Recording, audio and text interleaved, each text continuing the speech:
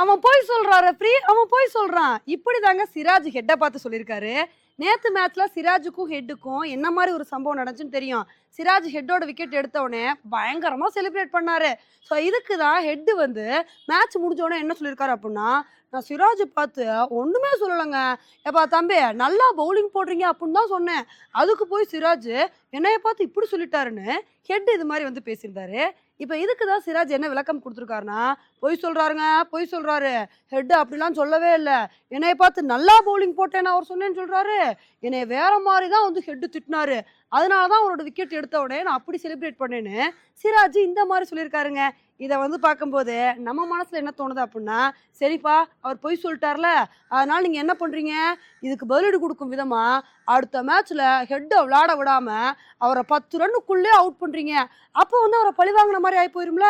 ஏன்னா இந்த மேட்ச்ல நம்ம தோத்துருக்கோம்னா ஹெட் அப்படி ஒரு ஆட்டத்தை வெளிப்படுத்தினது தாங்க. அதனால ஹெட்டோட விக்கெட்டை வேகமா எடுத்துருங்க, சரியா?